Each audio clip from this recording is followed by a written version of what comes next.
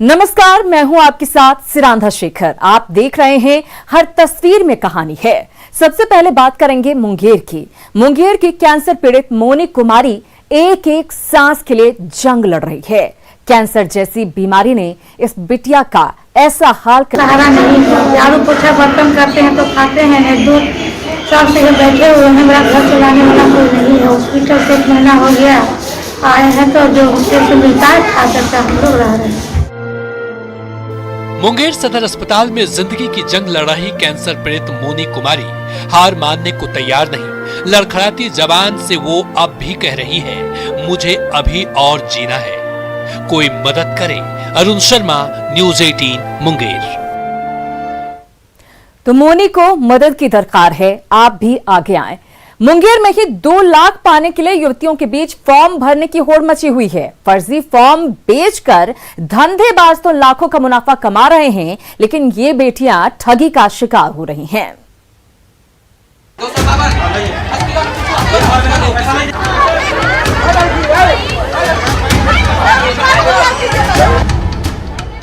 ठिठुरती ठंड के बीच तारापुर के डाकघर में अचानक भीड़ बढ़ गई है। हालात ऐसी हो गई है कि डाकघर के अंदर से लेकर बाहर सड़क तक पैर रखने की भी जगह नहीं बची है। और तो और भीड़ को संभालना मुश्किल हो रहा है। ये तमाम बेटियां सुदूर गांव से कई किलोमीटर पैदल चलकर उस सफेद फॉर्म को स्पीड पोस्ट करने पहुंची है, जो तथाकथित बेटी बचाओ बेटी पढ़ाओ योजना के जरिए 2-2 लाख देने के नाम पर मुंगेर की गली गली में बिक रही है। आपको पता है ये फॉर्म सही है या गलत है? नहीं पता तो नहीं। क्या क्या किए इस फॉर्म के लिए? क्या फॉर्म खरीद के भरे उसमें और मुखिया जी से साइन लिए।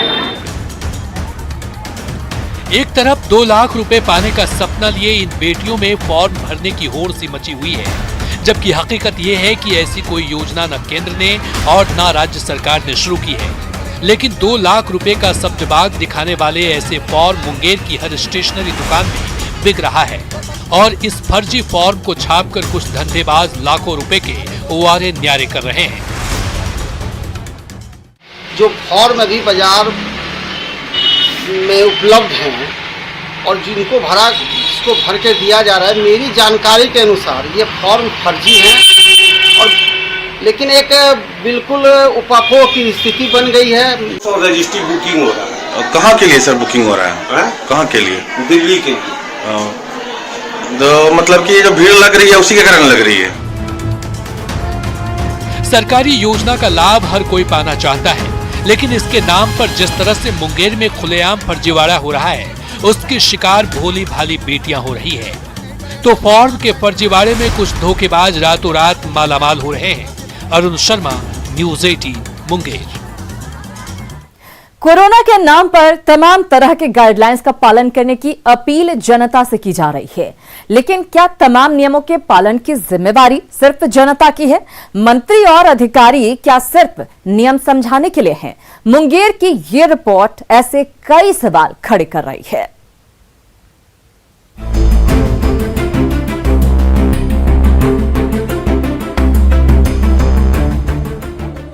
दरअसल ये नजारा है बिहार सरकार के मंत्री संतोष कुमार सुमन के सम्मान में आयोजित कार्यक्रम का, जहां कार्यक्रम में शामिल होने आए लोगों के लिए खाने का इंतजाम किया गया था। लेकिन कुव्यवस्था का नजारा ऐसा कि लोग खाने के लिए ही जूझते नजर आए। खाना खत्म नहीं रखा, वहीं पे रखा है। हाँ। कितना देर से खड़े हैं खाना के लिए? खाना के लिए आधा घंटा हो गया। क्या हुआ, भीड़ है खाना में? चावल झाड़ी चावल खत्म हो गया। क्या बोला आप, नहीं है खाना? नहीं गया लाने गया, खत्म हो गया तो लाने गया। तस्वीरों में आप भी देख सकते हैं कोरोना पर तमाम गाइडलाइंस और जिला प्रशासन की अपील के बावजूद किस तरह नियमों का उल्लंघन किया जा रहा है। एक साथ सैकड़ों लोग खाने के लिए मारामारी कर रहे हैं। किसी के हाथ में खाली प्लेट है तो किसी के प्लेट में केवल सब्जी, तो कोई जमीन पर ही बैठकर खाने को मजबूर है। खाना का है, खाना का है। नहीं मिला आपको? नहीं मिला। खाली कहाँ आए थे, क्या कार्यक्रम था आज? आए थे यहीं मेथी में। किस चीज में? जुलूस में। जाहिर है जब बिहार सरकार के मंत्री के कार्यक्रम में ही इस तरह की लापरवाही बरती जाएगी, कोरोना नियमों को ताक पर रखा जाएगा, तो आम लोगों से नियमों के पालन की उम्मीद कैसे की जा सकती है। अरुण शर्मा, मुंगेर, न्यूज़ 18। उधर नालंदा के दीपनगर थाने की छत शराबियों का अड्डा बन गई है। थाने की सबसे ऊपरी मंजिल की छत पर संतरी रूम को ही शराब खाना बना दिया गया है। यहां बैठकर कौन जान छलकाता है, ये समझना मुश्किल नहीं।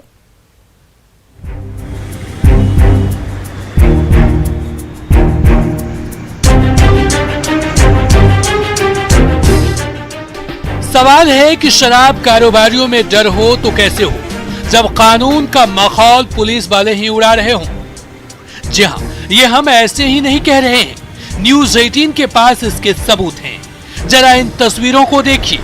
ये सीएम के गृह जिले नालंदा का दीपनगर थाना है। थाने की सबसे ऊपरी मंजिल की छत पर संतरी रूम को ही शराब खाना बना दिया गया है।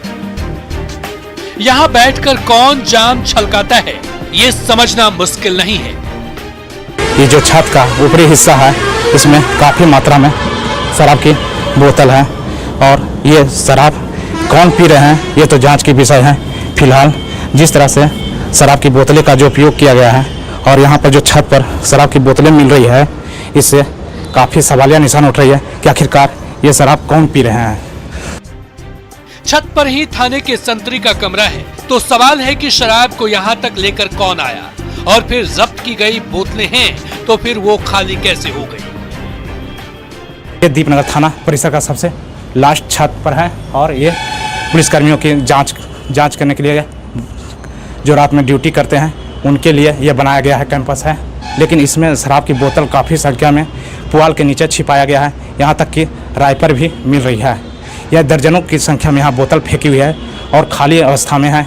ये अब जांच के बाद ही पता चलेगा कि आखिर कौन सिपाही कौन दरोगा जो है जो शराब के सेवन कर रहे हैं और यहाँ शराब की बोतल लाकर फेंक रहे हैं।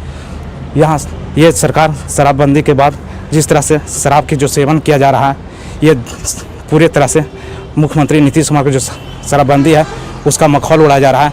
और सबसे बड़ी बात है कि जो शराब है, शराब का एक तरह से शराबबंदी पर सवालिया निशान उठ रही है। नालंदा से न्यूज़ 18 के लिए अभिषेक कुमार। बात जमशेदपुर की। जमशेदपुर में मेट्रो सिटी की तर्ज पर स्मार्ट वेंडिंग जोन बनाए जा रहे हैं। इससे सड़क जाम से तो निजात मिलेगी ही, लौह नगरी की खूबसूरती में भी चार चांद लग जाएंगे।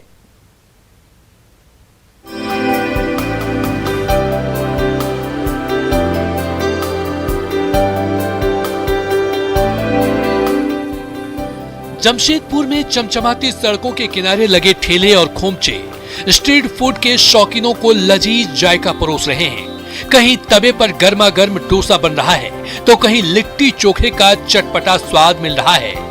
दही बड़ा से लेकर चाट, फुचका और फास्ट फूड के ठेलों पर तो सुबह शाम चटकारा लेने वालों का तांता लगा रहता है। लेकिन आम लोगों को देसी व्यंजन का जायका परोसने वाले इन ठेलों के चलते लौह नगरी की सड़कों पर अक्सर जाम के हालात बन जाते थे, जिससे निजात दिलाने के लिए वेडिंग जोन बनाने का काम तेजी से चल रहा है। और यहाँ रोड पर ठेला लगाने से यातायात को भी समस्या आता था, उसके चलते हम लोग पुलिस का भी मतलब प्रशासन का भी कुछ हम लोग को सहना पड़ता था। उससे कुछ जहाँ तक खुशी लग रहा है कि हम निदान मिलने जा रहा है हम लोग को। ये जो पार्किंग का बगल में हम लगाते हैं या रोड का बगल में, उससे हम मुक्त हो जाएंगे, क्योंकि रोज दिन यातायात या प्रशासन या कोई भी थोड़ा सा उल्टा पुल्टा बातचीत करने से थोड़ा डर टाइप का भी महसूस होता है। जमशेदपुर अधिसूचित क्षेत्र समिति की ओर से ठेला, खोमचा और रेहड़ी वालों के लिए साक्षी से लेकर विष्टुपुर, सोनारी, बारीडी और टेल्को जैसे व्यस्ततम इलाकों में 7 स्मार्ट वेडिंग जोन बनाए जा रहे हैं, जहां आप फुर्सत से देसी पकवानों का लुत्फ तो उठा ही सकेंगे, अपनों के साथ सुकून के 2 पल भी बिता सकेंगे। के जो वेंडिंग जोन है उसको हम लोग यहाँ पे स्मार्ट वेंडिंग जोन बनाने जा रहे हैं और यहाँ वो तमाम सुविधाएं रहेगी, आकर के लोग यहाँ एंजॉय भी कर सकते हैं। हम लोग इसको सेल्फी पॉइंट भी 1-2 बनाएंगे ताकि लोग यहाँ सिर्फ खाने के लिए नहीं आए बल्कि यहाँ पर अपना एंजॉय भी करने आए, बच्चे भी वहाँ जाके फ़ोटो खिंचा सकते हैं। यूं तो हरियाली से भरपूर जमशेदपुर शहर की खूबसूरती की चर्चा देश विदेश में खूब होती है। ये वेडिंग जोन उस शहर की खूबसूरती में 4 चांद तो लगाएंगे ही, साथ ही आम लोगों को यहाँ देसी व्यंजन के जायके के साथ फुर्सत के पल गुजारने का भी मौका मिल सकेगा। आशीष तिवारी, न्यूज़ 18, जमशेदपुर। रुख रांची का करेंगे। रांची में सिटी बसों का किराया 1 फरवरी से बढ़ना तय है। इससे यात्रियों की जेब तो कटेगी ही, साथ ही खटारा बसों से यात्रियों का मोहभंग भी हो सकता है।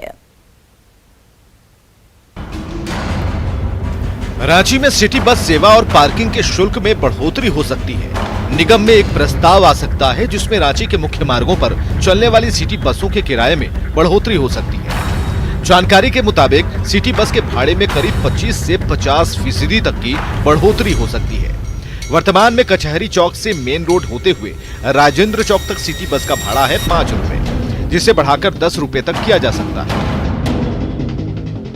कचहरी चौक से लेकर वाया कांटा टोली होते हुए ध्रुवा गोल चक्कर का भाड़ा है 20 रुपए, जिसे 30 रुपए तक किया जा सकता है। किराए में बढ़ोतरी की खबर से यात्री हैरान है, क्योंकि निगम की बसों में सुविधा के नाम पर कुछ नहीं। जिस तरह से किराया बढ़ाया जा रहा है उस टाइप का बस में सुविधा भी नहीं है, और आम जनता को भी इतना परेशानी हो गया कि कुछ है नहीं। अगर 1 किलोमीटर भी जा रहा है तो इतना भाड़ा बढ़ गया कि दिमाग खराब हो जा रहा है इंसान को।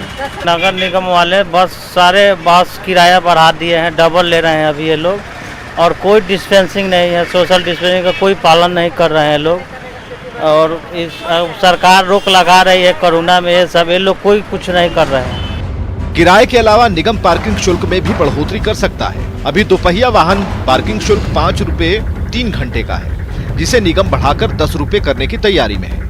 वहीं 4 पहिया वाहन का पार्किंग शुल्क प्रति 3 घंटे 20 रुपए है, जिसे निगम 30 रुपए कर सकता है। रांची नगर निगम के पास कुल 91 सिटी बसें हैं, जिनमें फिलहाल सिर्फ 51 बसें चलने की स्थिति में हैं। बाकी बसें अभी निगम के बकरी बाजार स्टोर रूम में सड़ रही हैं। ऐसे में निगम को पहले अपनी व्यवस्था सुधारनी चाहिए, फिर किराए या फिर पार्किंग शुल्क में बढ़ोतरी करनी चाहिए। यात्रियों का साफ तौर से यही कहना है कि बसों का परिचालन सुचारू हो और सुविधाएं बहाल की जाए, न कि किराए में इजाफा हो।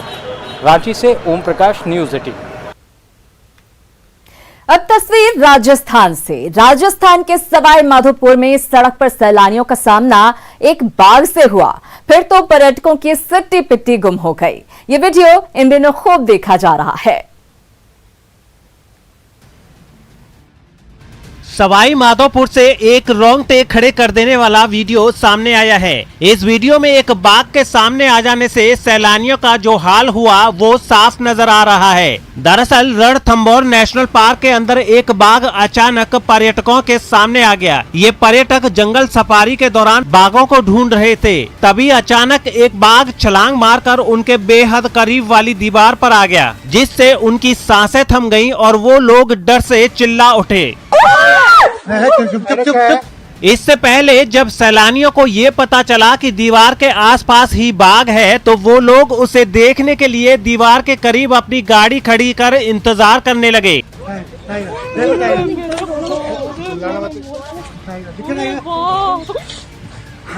गनीमत रही कि बाघ हमलावर नहीं हुआ और वो थोड़ी देर बाद फिर से जंगल में चला गया। लेकिन इस घटना का वीडियो अब तेजी से वायरल हो रहा है। वेणुवन के जर्रे जर्रे में बौद्ध धर्म की छाप दिखती है। चारों ओर हरी भरी वादियां, रंग बिरंगे फूल, खूबसूरत पार्क और जिंदगी का संदेश देते महात्मा बुद्ध।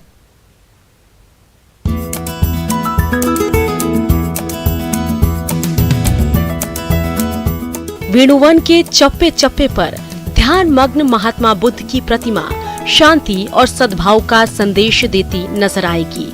कहा जाता है कि मगध सम्राट अजात शत्रु ने सालों पहले इसी वेणुवन को बौद्ध धर्म के नाम समर्पित कर दिया था।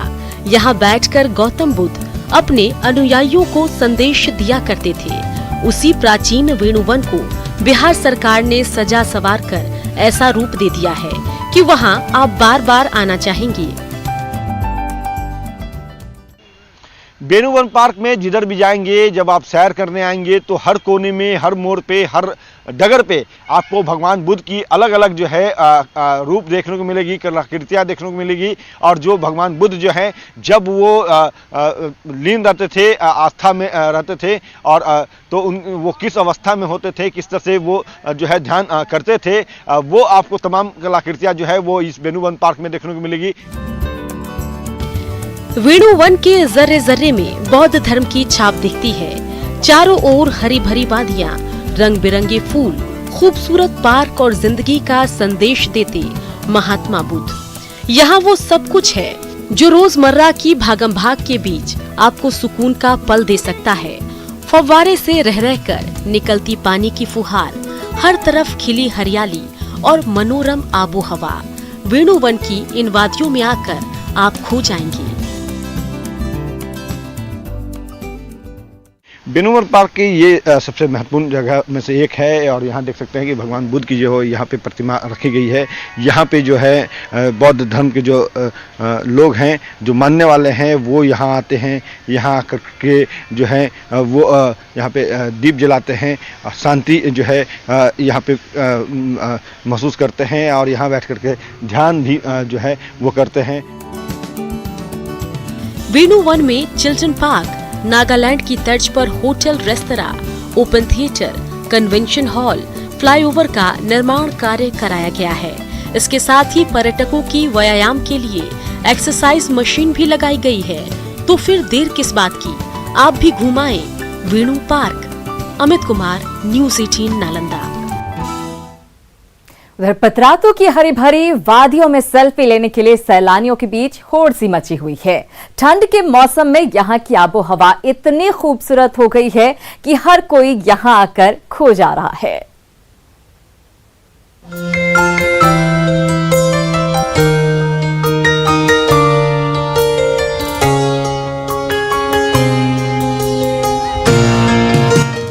इठलाती बलखाती सड़कों और चारों ओर हरी भरी वादियों से घिरी पतरातू घाटी पहुंचकर जहां तक आपकी नजर जाएगी, आपकी आंखों को सुकून का एहसास कराएगी।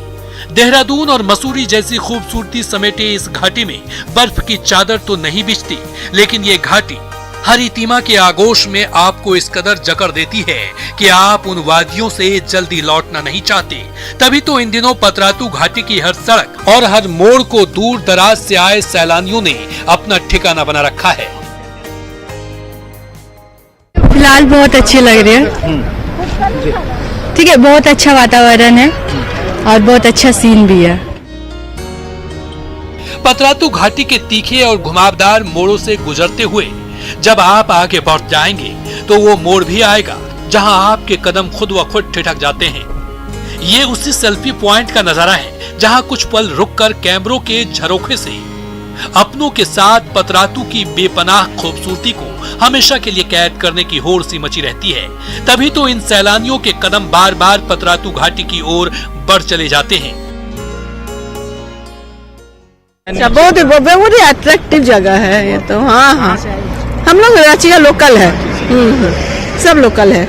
हाँ, पहले आए हैं, बहुत बार आ चुके हैं यहाँ पर और बहुत ही अच्छा लगता है। यहाँ का मनोरम दृश्य तो वही देखने आते हैं।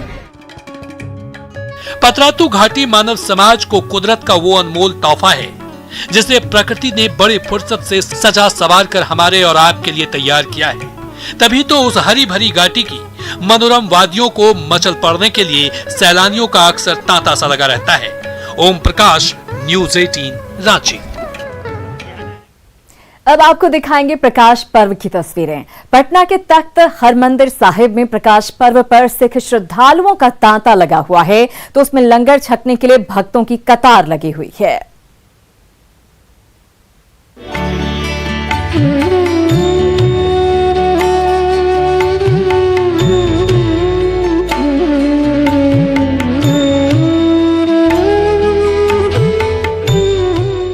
महिला भक्तों का जत्था आटे की रोटियां बेल रहा है तो दूसरा जत्था उन रोटियों को इस विशाल तवे में पका रहा है, जबकि तीसरा जत्था उसी रोटी पर घी लगाकर उसे टोकरी में जमा कर रहा है। रोटी से भरी उसी टोकरी को लेकर ये भक्त लंगर में बैठे श्रद्धालुओं के बीच परोस रहे हैं। ये आस्था और श्रद्धा में डूबे पटना साहिब गुरुद्वारा का विहंगम नजारा है, जहां गुरु गोविंद सिंह के 354वें प्रकाश पर्व के मौके पर देश भर से सिख श्रद्धालुओं का हुजूम उमड़ पड़ा है। लंगर में बैठे वही भक्त श्रद्धा भाव से तैयार गुरु का प्रसाद चखकर धन्य महसूस कर रहे हैं। आप कहाँ से हैं? पंजाब से हैं जी। कैसा लग रहा है लंगर का भोजन करके? बहुत ही अच्छा, लंगर का भोजन करके हमेशा ही मन आनंद से भर जाता है। कितने देर से लगातार भोजन करवा रहे हैं? ये 6-7 दिन हो गए हमको। कंटिन्यू। कहाँ से आप हैं? पंजाब से, गोविंदवाल से। पंजाब से हैं, सिर्फ ये लंगर में अपनी सेवा दे रहे हैं? हाँ, लंगर में सेवा है। गुरु के दर्शन भी हो गए? हाँ, बहुत बढ़िया, गुरु के दर्शन हो गए। पटना साहिब गुरुद्वारे में 24 घंटे लगातार लंगर चलता रहता है, तो इस लंगर में सेवा करने के लिए भक्तों का जत्था दिन रात पहुंचता रहता है। कोई रोटियां पकाने का काम पकड़ लेता है, तो कोई फल और सब्जी काटने में जुट जाता है। लंगर में योगदान देकर हर कोई गुरु की भक्ति में डूबना चाहता है। सुल्तानपुर लोधी, पंजाब से। तो अभी लंगर में सेवा कर रही हैं? हाँ जी। कैसा लगता है यहाँ पे आई तो आप स्पेशली इसके लिए आई? हाँ जी, अच्छा लगता है बहुत सेवा करके। पटना साहिब गुरुद्वारा में कोई लंगर के लिए सेवा दे रहा है, तो कोई लंगर में बैठे श्रद्धालुओं को प्रसाद परोस रहा है। यहाँ आकर ऊंच नीच का भेदभाव मिट गया है और सभी भक्ति भाव में डूबे नजर आ रहे हैं। आनंद अमृतराज, न्यूज़ 18 पटना। कुछ और तस्वीरें और उनके पीछे की कहानी लेकर हम जल्द लौट रहे हैं। आप कहीं मत जाइएगा।